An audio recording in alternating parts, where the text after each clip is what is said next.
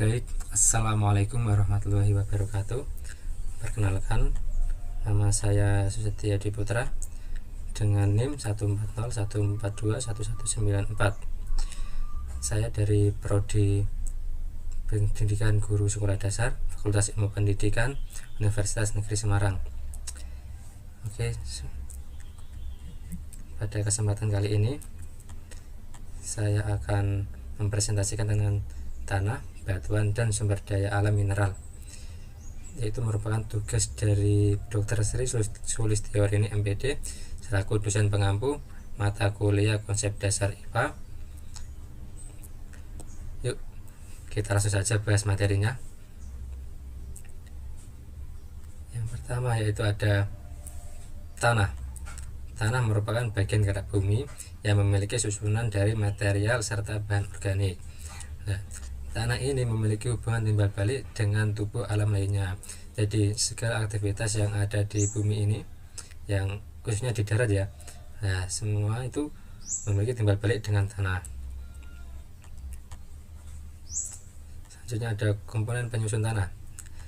Yang pertama ada bahan mineral, yaitu sebanyak 45%, berasal dari pelapukan secara mekanis dan diteruskan oleh proses kimiawi. Terdiri atas mineral primer dan mineral sekunder. Contoh mineral primer adalah yang ini ada magnesium, besi dan lain-lainnya, kalsium dan lain-lainnya. Contoh mineral sekunder yaitu ada aluminium oksida dan baksi oksida. Kemudian ada bahan organik terdiri dari 5%, berasal dari sisa-sisa tanaman, hewan serta mikroorganisme yang mengalami pelapukan. Kemudian ada udara sebanyak 25% di dalam tanah. Terdapat dalam tanah tidak sama dengan terdapat dalam atmosfer. Jadi udara yang ada di tanah itu tidak sama dengan tanah yang ada di atmosfer. Udara yang berada di dalam tanah memiliki kelembapan yang tetap. Kemudian ada air sebanyak 25% terdapat dalam tanah karena ditahan atau diserap oleh massa tanah. Kemudian ada lapisan tanah. Yang pertama ada horizon O atau bisa disebut dengan lapisan organik. Lapisan ini merupakan lapisan yang terbentuk dari materi-materi organik yang mengalami pelapukan seperti dahan pohon, daun-daun, serta yang lainnya. Tanah ini, lapisan paling atas ini memiliki ketebalan beberapa sentimeter saja. Lapisan ini merupakan lapisan penyubur tanah. Kemudian ada horizon A atau bisa dikenal dengan topsoil. Lapisan ini masih tergolong subur, memiliki kedalaman 20-30 cm. Nah, di dalam lapisan A ini atau topsoil ini merupakan lapisan di mana mikroorganisme tanah itu berkembang atau mengalami kehidupan. Kemudian ada horizon B atau bisa disebut dengan subsoil. Pada lapisan ini tidak begitu subur dibandingkan dengan lapisan yang ada di atasnya, tapi akar-akar dari tanaman ini masih bisa menjangkau dari lapisan subsoil ini. Kemudian ada lapisan horizon C atau bisa dikenal dengan regolith. Pada lapisan ini merupakan lapisan batuan yang mulai mengalami pelapukan menjadi tanah. Kemudian ada horizon D atau bisa dikenal dengan horizon R atau bedrock. Pada lapisan ini merupakan lapisan batuan yang belum mengalami pelapukan. Kemudian ada manfaat tanah. Manfaat tanah menurut Undang-Undang Nomor 37 Tahun 2014 menyatakan fungsi tanah adalah penyedia dan penyimpanan unsur hara dan air, media pengatur tata air, dan sebagai sistem penyangga kehidupan secara lestari. Selain itu, tanah juga memiliki manfaat. Yang pertama ada tempat tumbuh dan berkembangnya akar tanaman. Kemudian ada penyaring air tanah. Air yang di dalam tanah itu disaring oleh tanah itu sendiri. Kemudian ruang infrastruktur bangunan, sumber keindahan alam dan warisan budaya. Kemudian habitat bioorganisme tanah. Ya, pasti semua sudah tahu apa saja ya bioorganisme tanah. Seperti ada cacing, ada tikus tanah dan lain banyak sebagainya. Kemudian berikutnya adalah batuan. Batuan merupakan kumpulan-kumpulan atau agregat dari mineral yang telah mengalami keadaan mengeras atau membeku. Batuan sendiri memiliki beberapa jenis. Karena ada batuan beku.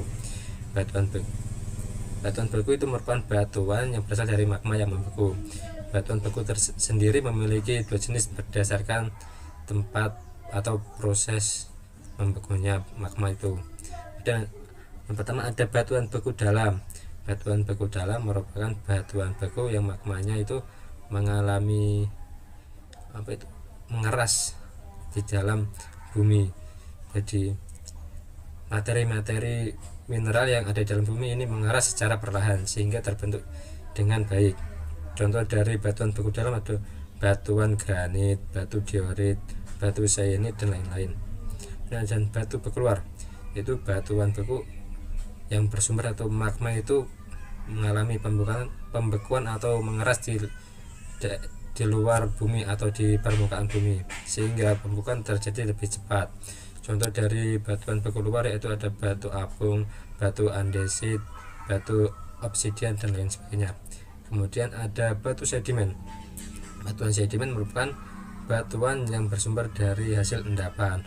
Berdasarkan proses terjadinya, batuan sedimen terjadi dari tiga, yaitu pertama ada batuan klasik. Batuan klasik mengalami proses secara mekanik tanpa adanya bantuan kimia. Kemudian ada batuan sedimen secara kimiawi, yaitu batuan sedimen yang terbentuk dari endapan-endapan mengalami proses kimia sehingga mengalami perubahan kimiawinya. Kemudian ada batuan sedimen organik. Batuan sedimen ini merupakan batuan sedimen yang terbentuk dengan atau bantuan dari makhluk-makhluk hidup seperti tumbuhan dan lain sebagainya. Berdasarkan daerah terbentuknya ada batuan sedimen teristrik, itu batuan sedimen yang terbentuk di darat. Kemudian ada batuan sedimen fluvial, merupakan batuan sedimen terbentuk di sungai. Kemudian ada batuan sedimen marin. Ya, batuan sedimen marin ini merupakan batuan sedimen yang terbentuk di laut.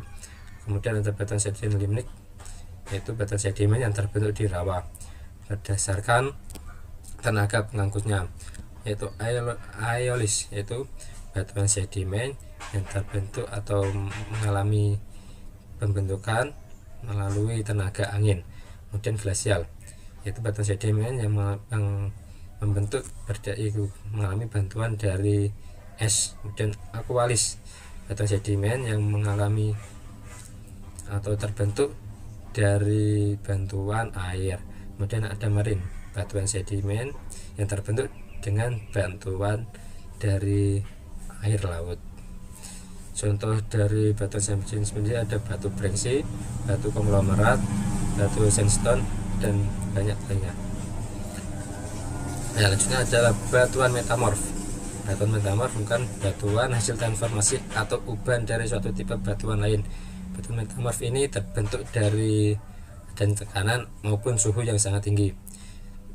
Proses terbentuknya batuan metamorf ada tiga, yaitu metamorf kontak atau metamorf termal, yaitu merupakan batuan metamorf yang terbentuk karena adanya peningkatan suhu yang sangat tinggi, biasa terbentuk di dalam dapur magma. Contoh dari batuan metamorf kontak adalah batu marmer, batu kuarsit, batu tanduk. Ada batuan metamorf dinamo, yaitu batuan metamorf yang terbentuk karena adanya tekanan yang sangat tinggi. Contoh dari batuan metamorf dinamo yaitu ada batu filit, batu sapele dan ada lainnya. Kemudian ada metamorf kontak atau metamorf kontak pneumalistik, yaitu batuan metamorf yang terbentuk karena adanya peningkatan suhu serta tekanan yang sangat tinggi. Contohnya batuan metamorf kontak pneumalistik yaitu ada batu grafit, batu genes. Nah, ada sumber daya mineral. Sumber daya mineral apa saja sih? Ya, pertama ada protelium. Protelium merupakan atau bisa disebut dengan gas alam, minyak bumi. Sudah kita tahu semua bahwa minyak bumi merupakan terbentuk di dalam tanah karena terbentuk dari organisme-organisme atau fitoplankton yang tersebar dalam tanah dengan waktu yang lama, kemudian mengalami destilasi sehingga terbentuk minyak bumi. Kemudian ada gas alam, timah, tembaga, fosfat, grafit, intan, belerang, dan batu bara. Nah, batu bara itu sudah kita semua bahwa batu bara itu merupakan hasil dari tumbuhan-tumbuhan tropis, hasil tumbuhan tropis yang tertimbun dari jutaan tahun sehingga terbentuk batu bara. Kemudian ada manfaat sumber daya mineral. Yang pertama ada minyak bumi untuk bahan bakar kendaraan bermotor, timah untuk pipa ledeng, fosfat sebagai bahan dalam pembuatan korek api, grafit sebagai bahan dalam pembuatan baterai kering, batu bara sebagai bahan bakar kereta api, intan biasa digunakan untuk perhiasan. Kemudian ada timah sebagai pelapis baja. Ya, berikutnya ada daftar pustaka dalam pembuatan materi ini, bisa dilihat.